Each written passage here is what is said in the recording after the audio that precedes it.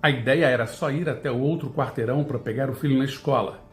Mas, ao sair do elevador, logo na portaria do prédio em que morava, foi abordado por uma simpática e convincente senhorinha que lhe pediu para ler a palavra do Senhor. Seria só um minuto. Ele, meio com pena, meio resignado com a situação, deixou que ela falasse. Bastou um minuto, literalmente um minuto, para que o homem fosse convencido de que nunca ouvira de fato a palavra de Deus.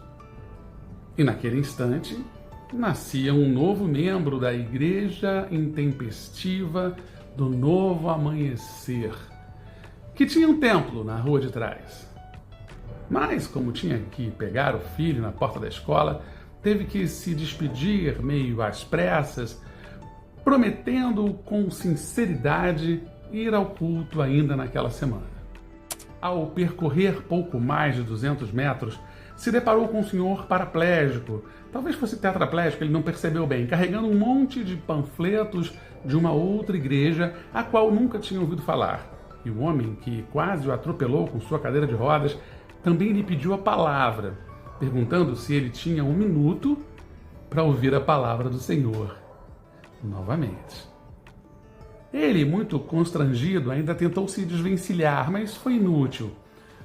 O homem na cadeira de rodas o acompanhou por alguns metros até que ambos pararam na esquina.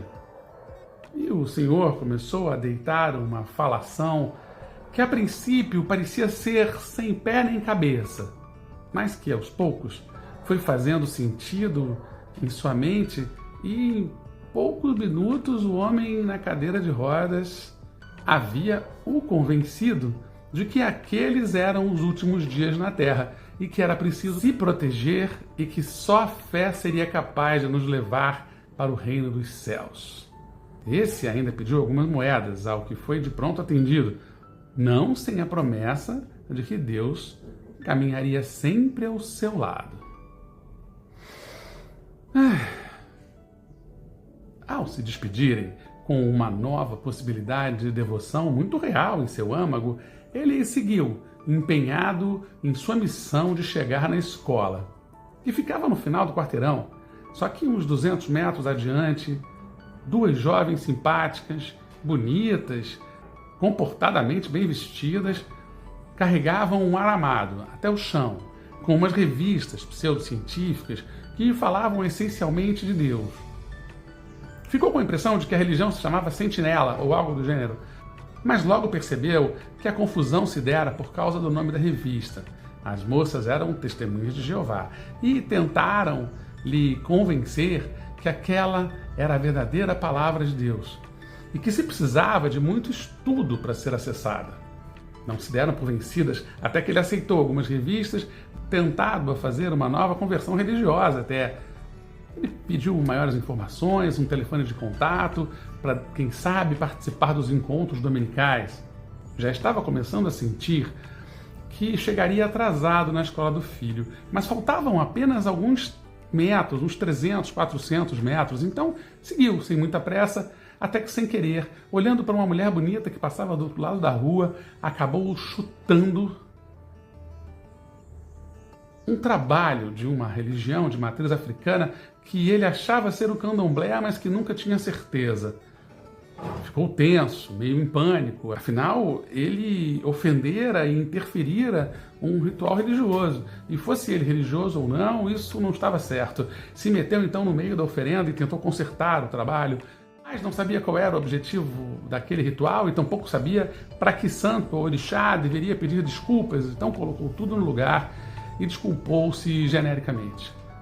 Para seu azar, deu de cara com a professora de seu filho, que estava indo embora para casa.